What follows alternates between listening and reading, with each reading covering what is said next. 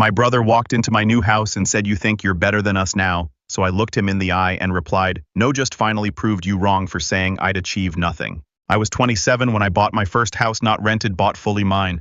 No roommates, no parents co-signing the loan, no lucky inheritance, just years of grinding, saving, and working jobs most of my relatives thought were beneath them. I know that sounds early to be a homeowner, but I've been busting my back since I was 16, picking up freelance coding gigs online, delivering food in all kinds of weather, and living like a monk through college while my friends partied. I didn't do it for recognition. I just wanted to feel secure, to wake up in a place that was mine, where I didn't have to tiptoe around anyone or ask permission to hang a painting. Still, when I finally signed those papers and held that single silver key in my palm, the first thing I wanted to do wasn't pop champagne or post about it online.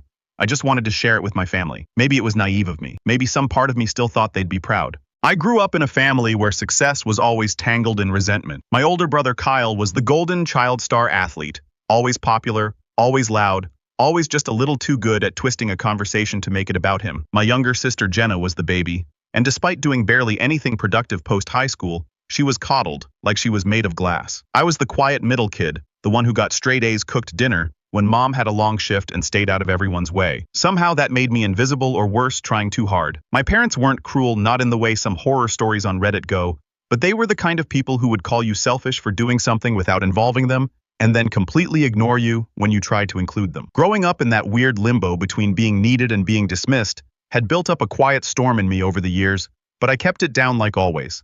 Kept my head down, worked, saved, planned. I myself, that one day when I made it, they'd finally see me. Not the quiet one, not the background character in our family drama, but me, someone they could be proud of. So when I moved in, the walls still echoing with fresh paint and the floors smelling like new wood, I was buzzing with excitement. I spent the entire weekend setting everything up. I didn't have much furniture yet, just the basics, but every item in that house had been chosen by me, paid for with my money. The sunlight streamed through the living room windows just right. The backyard was small, but peaceful. There was even a little fireplace, something I dreamed of as a kid during cold winters in our cramped apartment. I snapped a few pictures.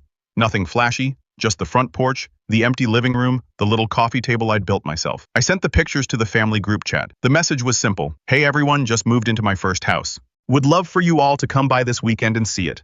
I'll cook. Let me know what works for you." I hit send and stared at the screen, expecting at least a congrats or a thumbs up emoji from someone. Nothing. I checked again an hour later. Still nothing.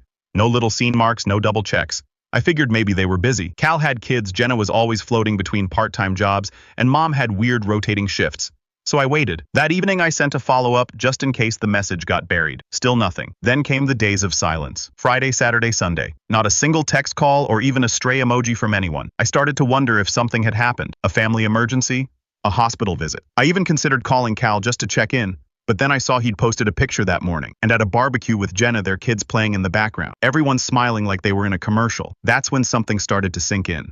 It wasn't that they were busy, they were ignoring me. Now look, I've been left out before a lot, actually. I'd gotten used to being the last one told about birthdays, about family dinners that I must have missed the invite for. But this felt different. I hadn't asked for much. I just wanted to share something I was proud of. I didn't expect a parade or champagne, just maybe a hug, a smile, a "You did good, Liam." Monday came around. I went to work. I came home. The house felt a little colder than usual. Maybe because it was still empty. Maybe because I was. Then out of nowhere, ding, my phone buzzed. I picked it up already, hoping maybe someone had come to their senses. Maybe mom had finally replied with, "Sorry, sweetie. We've been busy. We'd love to come next weekend." But no, it was Kyle. And it just said, "You think you're better than us now." That's when something shifted in me. I stared at that message for a long time. It was like the culmination of every little jab and passive-aggressive comment I'd absorbed growing up, suddenly bubbled to the surface. I wasn't angry, not yet. I was hurt, confused, a little bit hollow. I typed back, "What?" No response. I went back to the group chat and saw that sometime in the last hour, Kyle had finally read the message. So had mom and Jenna. Still, no one else replied. I sat on my new couch in my new house in the quiet, and just sat wondering how a simple invitation could turn into some unspoken accusation. Wondering why me wanting to share something had triggered whatever insecurity had been festering in my brother's head. I didn't know it then, but that text was just the beginning. The silence that was just the first slap in the face. What followed would unravel every fragile thread I had left tying me to that family. And eventually, it would lead to a moment I never thought I'd be capable of cutting them out, but not yet. First, I had to see just how far they were willing to go. I didn't respond to Kyle's message right away. Not because I didn't have anything to say, but because I had too much. 1,000 things rushed to the surface. Memories, frustrations, old wounds I thought I'd buried years ago. I kept rereading his words like they were in some foreign language I couldn't decipher. You think you're better than us now? No follow-up, no explanation, just that. I told myself maybe he was joking. A bad joke, sure, but maybe he was trying to be funny. Maybe it came out wrong. I gave it a few hours waiting for a LOL or a JK or anything to suggest he wasn't being serious. But the hours passed and nothing came. So I did what I always do. I took the high road. I messaged him back again.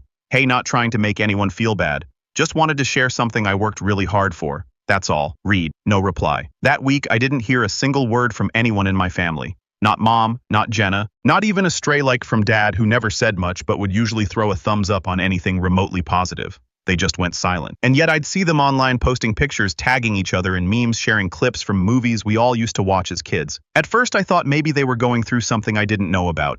Maybe it wasn't about me, but deep down I knew better. This wasn't new. It was just a more obvious version of the pattern I'd grown up with. Whenever I did something that made me proud, they pulled away. Like pride in their eyes was arrogance. Like any attempt at self-improvement was a slap in their face. When I got a scholarship in high school, mom barely looked up from her phone. When I got into my university's honors program, Kyle said, "Cool, I guess that means you'll be broke and smart." And when I graduated early, Jenna rolled her eyes and muttered, "Some people have too much time on their hands." This was just more of the same. Only now I had a house, a tangible symbol that I'd pulled ahead in life, and they hated it. The breaking point didn't come all at once.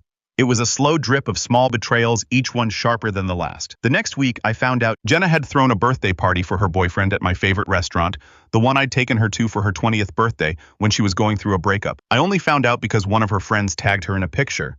The whole family was there. Kyle, mom, even dad, who rarely left the house unless there was a family thing. But me, not invited? Not even mentioned. I stared at that photo for longer than I care to admit. Everyone was laughing, arms draped over each other, drinks raised in a toast. My seat figuratively and literally was empty. That was the moment it shifted from silence to deliberate exclusion. I decided to call mom. I told myself I just wanted answers, closure, maybe an apology, though I should have known better. She picked up on the third ring. "Liam," she said, her tone already flat. "Hey mom, can we talk?" She sighed. "I'm really busy right now, honey. I just need a minute." Silence.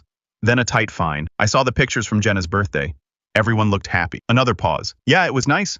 I didn't get invited." Her voice sharpened. "Well, I figured you were too busy showing off your house." That hit me harder than I expected. "Showing off, I invited you over." I cooked. I waited. No one even replied. "You don't have to throw it in our faces, Liam," she snapped. "Not everyone's had the kind of luck you've had." I blinked. "Luck? I worked for everything I have." "I'm not going to argue with you," she said, her voice rising.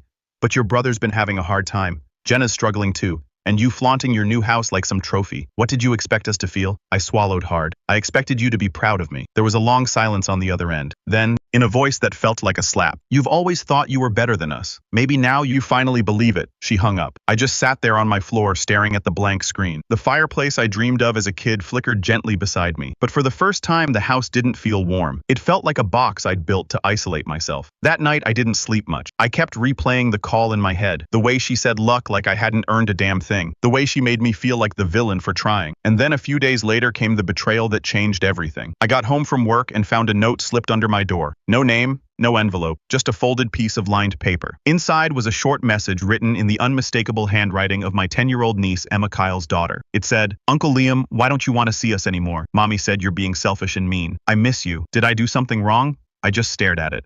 That was the moment something cracked in me. Not because of what Emma wrote, she's a kid, but because of what Jenna had told her. Selfish and mean.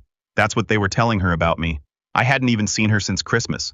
They were poisoning the next generation against me. I called Jenna right then, heart-pounding anger simmering under my skin. She didn't pick up, sent me to voicemail. So I texted her, "Don't drag your daughter into whatever this is. That's between us."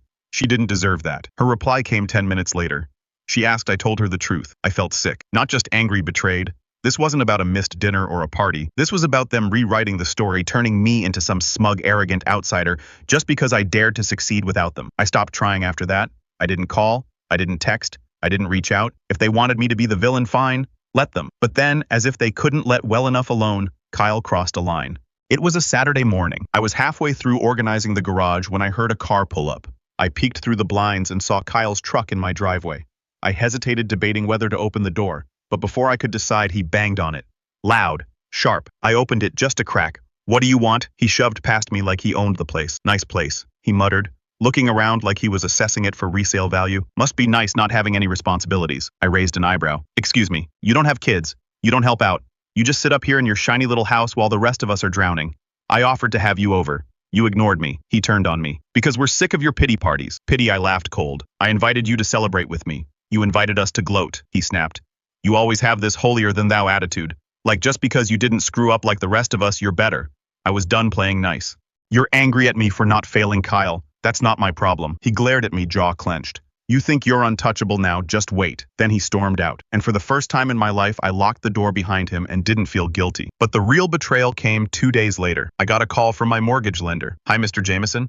We received a call from someone claiming to be your brother requesting information about your mortgage terms. Said he needed it for family emergency reasons. We didn't give him anything, but we wanted to alert you. I felt the blood drain from my face. He tried to get into my financial records. He actually tried. And that was the moment I realized something I should have seen months ago. This wasn't about bruised egos or sibling rivals. This was about control, about a family that couldn't handle me existing outside their grasp, and they weren't going to stop. For the first time since moving in, I started double locking my doors.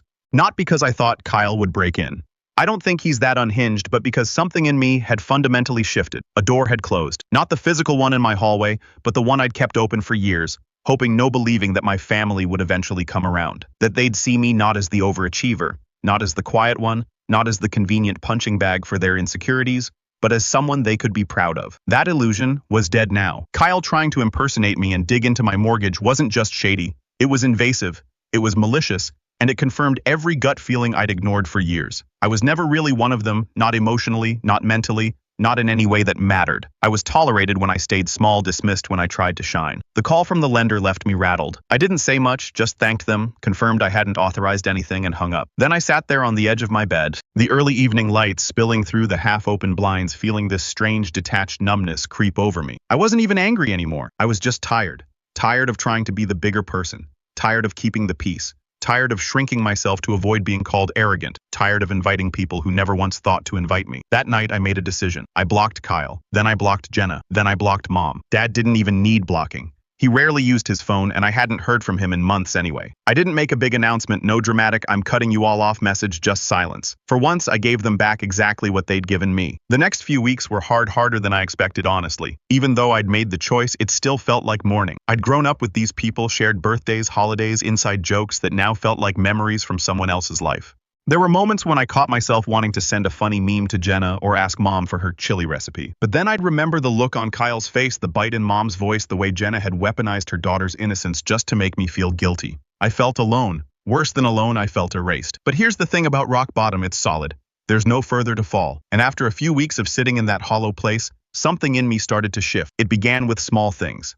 I repainted the spare bedroom, turned it into an office. For months, I'd told myself I'd do it once things calmed down. Well, nothing was ever calm when it came to my family. Now, with the silence hanging heavy in the air, I had the time and the headspace to do it. Then I started waking up earlier. Not because I had to, but because I wanted to. I'd make coffee, sit on my little patio with a hoodie pulled tight, and just watch the morning light roll in. It became my ritual, a quiet reclaiming of peace. I threw myself into work too. I'd always freelanced on the side, doing web development and digital marketing gigs here and there, but now I started treating it like a second career. I updated my portfolio, networked, took on riskier, higher-paying projects. One of those projects, an e-commerce site for a niche apparel brand, ended up going viral. Their sales skyrocketed, and the founder, a woman named Lexi, credited my design with boosting their conversions. She referred me to 3 other businesses within 2 weeks. Just like that, I was booked out for months. With the extra income, I started fixing up the house. Not because I needed to prove anything, but because I deserved it. I bought a proper couch, framed some art, built a bookshelf by hand, replaced the outdated light fixtures in the kitchen with something modern and sleek. Every improvement felt like a middle finger to the version of me who once waited for validation from people who couldn't even send a text back. Then something happened that forced me to confront just how much had changed. About 3 months after I'd cut contact, I got a letter in the mail. A real one. Not a bill, not junk mail. An actual envelope, handwritten, no return address. The handwriting was unmistakable. Mom. I stood in my kitchen holding that letter like it was radioactive. I didn't open it right away. I just stared at it, heart pounding, my thumb running along the edge of the paper. I finally opened it that night. It wasn't long, just a page. She wrote, "Liam, I don't know what's going on with you. We haven't heard from you in weeks. I know you've always been sensitive, but this feels like a lot over a few misunderstandings. Your brother is going through a hard time. Your sister misses you even if she doesn't know how to say it. I miss you too. I hope you can put whatever you're feeling behind you soon. We're family, and that should mean something. Mom." I read it 3 times. Not once did she mention what Kyle did. Not once did she apologize. Not once did she ask if I was okay. Just the usual deflection. The guilt trip dressed as concern. the passive-aggressive nudge to get back in line. I didn't reply. Instead, I took the letter, folded it neatly, and slid it into a drawer. Not out of spite, but as a reminder. A reminder that I hadn't imagined the mistreatment. That even when I stepped away in the quietest, most non-confrontational way possible, they still managed to make it about them. From there, the rebuild turned into something more powerful. I started therapy, something I'd always thought about but never followed through with. I found someone local, did a few consultations, and ended up with a therapist named Jordan, who within the first session helped me realize that I'd been parenting myself since I was a kid. That I'd spent so long trying to earn love that should have been unconditional. I didn't know how to recognize my own worth without someone else clapping for me. That hit hard. We talked about boundaries, about guilt, about the difference between loneliness and peace. And slowly, week by week, I started to feel lighter, more solid. I started journaling again too. Something I hadn't done since high school. Pages filled with thoughts, questions, small victories. Like the day I hit my first $10,000 month freelancing. Or the day I realized I hadn't thought about my mom's approval in over a week. Or the day I caught myself smiling while walking through my living room, and felt for the first time genuinely proud. Not performative proud. Not look at what I did, please validate me proud. Just proud. I also made new friends. Slowly, I reconnected with an old college buddy who'd moved back into town, met a few people through local tech meetups, even started going to a monthly board game night at a cafe near my house. It wasn't instant magic or anything, but it was real, mutual, no strings attached. One night, while hosting game night at my place, I looked around at the 5 people in my living room, all laughing, joking, sipping cider, and felt something I hadn't felt in a long time. Chosen. These people didn't know my family history, didn't care about the drama. They liked me, not the version of me that played peacemaker, not the one that dimmed his light to avoid making others feel small. Just me. And that more than anything was healing. But the real turning point came about 5 months after I'd gone no contact. I was sitting at my kitchen table, half asleep with coffee, when I got a text from an unknown number. It was from Jenna. "Hey, don't freak out. I'm not here to fight. Can we talk?" I stared at it. I hadn't heard her voice in half a year, not since the selfish and mean note from her daughter. My thumb hovered over the screen, debating whether to delete it. But curiosity won. Talk about what her reply came instantly. "It's about Kyle." And just like that, the past came knocking again. I didn't answer Jenna's text right away, not because I didn't want to know what it was about. I did. I really did. But I'd spent months clawing my way back to some version of myself that felt stable, grounded, and finally free. I was no longer the younger brother sitting quietly in the corner while the rest of the family talked over me. I was no longer the kid who internalized guilt for things he didn't do. And I was definitely no longer the man who begged for scraps of approval from people who resented his success. Still, it's about Kyle. That line stuck in my head all morning. I tried to focus on work. I couldn't. I went for a run. Didn't help. I sat in the living room with a cup of tea, staring at nothing. Why now? What does she want? The last time she spoke to me, she painted me as the villain in her daughter's eyes. Why come back now? I told myself not to respond. Told myself it wasn't worth reopening a door I'd sealed shut. But something about the way she said it, "don't freak out," made it feel serious. So that afternoon I texted back, "You've got 10 minutes. I'm not doing family therapy over text." She replied within seconds. "Can I come by, just talk?" Nothing else. I hesitated. The thought of letting her into my home again, the same home she once mocked me for inviting them to, felt like handing a wolf the keys to the sheep pen. But I wasn't the same person anymore. I had boundaries now, and I had the strength to enforce them. 1 hour, no drama, no games. Aims.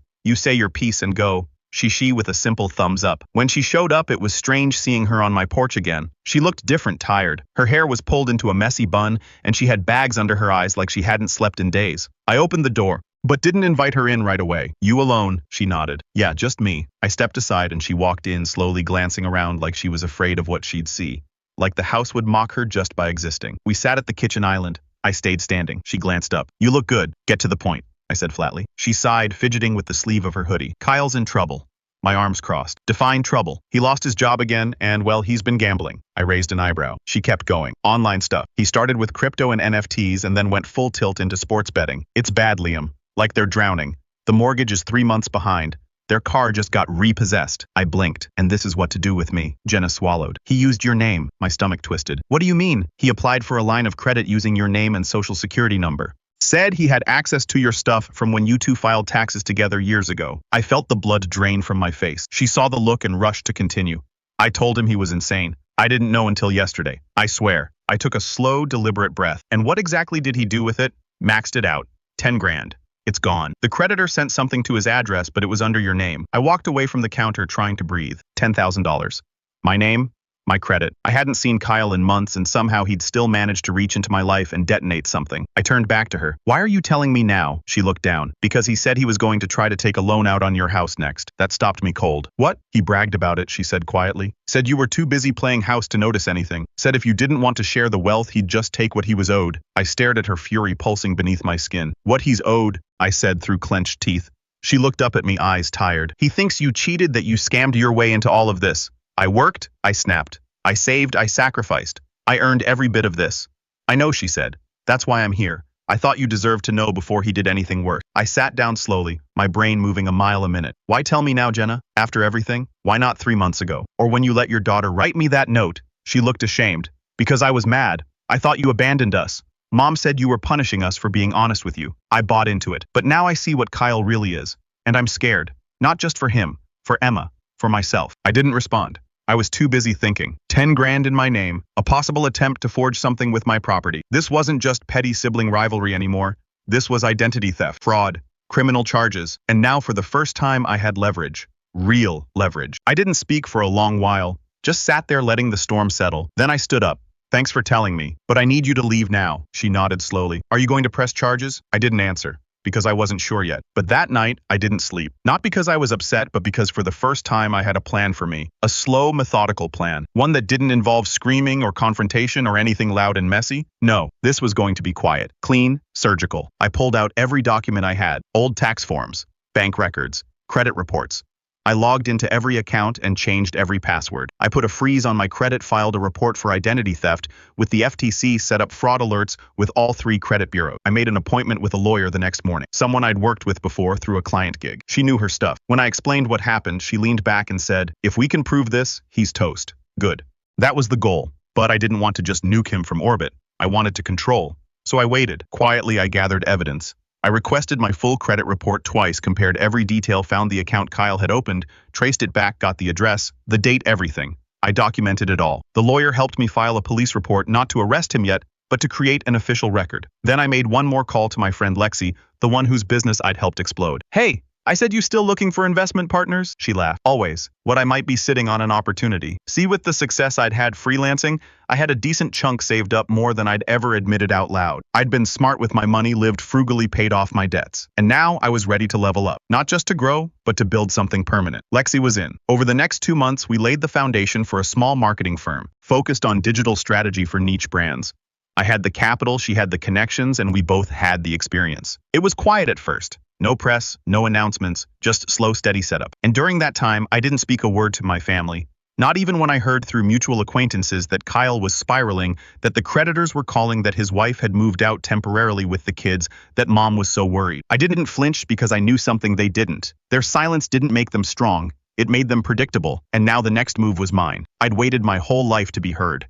Now I wouldn't have to say a word. The last domino fell on a Thursday. It had been exactly 92 days since Jenna showed up at my doorstep, hands shaking, telling me Cal had stolen my identity and sunk 10 grand under my name. 92 days of quiet preparation, silent documentation. Carefully constructed legal threads I'd woven into a net strong enough to catch a man who had his whole life slipped through consequence like smoke. But now, there was nowhere left to run. By then, my company with Lexi was officially off the ground. We'd signed 3 major clients, hired 2 part-time freelancers, and set up a compact office space downtown that cost less than a decent vacation, but made us look 10 times more professional. I didn't flaunt it, didn't post about it. I just worked, focused, stayed silent. Because revenge isn't about shouting. It's about timing. When the knock came, I was sitting in that same kitchen where Jenna had warned me. I didn't even flinch. I sipped my coffee, opened the blinds, and watched as 2 uniformed officers stood at Cal's front door just across town. His house visible through a Google Maps alert I'd set to notify me the second anything unusual happened at his address. I'd reported the identity theft weeks earlier.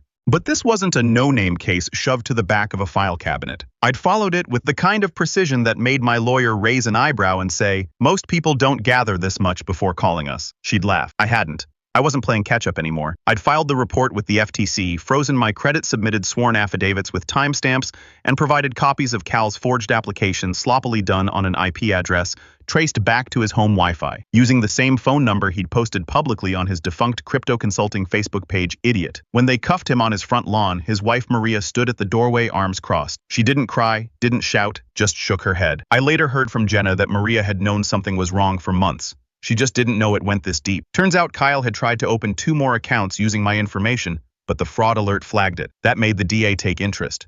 They weren't going to prosecute at first, too small, they said. But when I presented the full package of evidence, including a statement from my mortgage lender, and even screenshots of Jenna's confession, they reconsidered. He was arrested for identity theft, wire fraud, and attempted grand larceny. 3 felonies.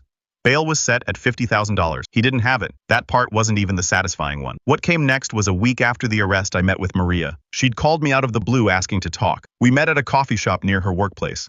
She looked exhausted but composed. Her hair tied up, a folder tucked under her arm. "I'm divorcing him," she said before I even sat down. "I'm not here to talk you out of it," I replied. She gave a tired smile. "Didn't think you would. I just needed to give you something." She slid the folder across the table. Inside were copies of text messages, screenshots of Kyle bragging about his plans, mocking me, even laughing with some friend about how he could probably squeeze 20 grand out of my idiot brother before he notices. I didn't flinch. I just nodded. "Thank you," I said. "You're not the only one he screwed over," she said. "But you're the only one who did something about it." She stood up to leave. Before she walked away, she turned back and said, "Emma still talks about you, you know. She's got that little drawing you gave her for her birthday framed by her bed." That almost broke me, but I held it together. Just nodded again. "She's a good kid." Maria hesitated, then said, "If you ever want to see her again, you'd be welcome. I think she needs more people like you." That night, I didn't feel joy, not exactly. It wasn't that kind of revenge, but I felt clarity and peace. The fallout spread slowly. Jenna reached out again, this time apologizing. A real one. No excuses. She told me she was in therapy trying to untangle the warped family dynamics we all grew up in. I didn't say much back. Just that I wished her the best.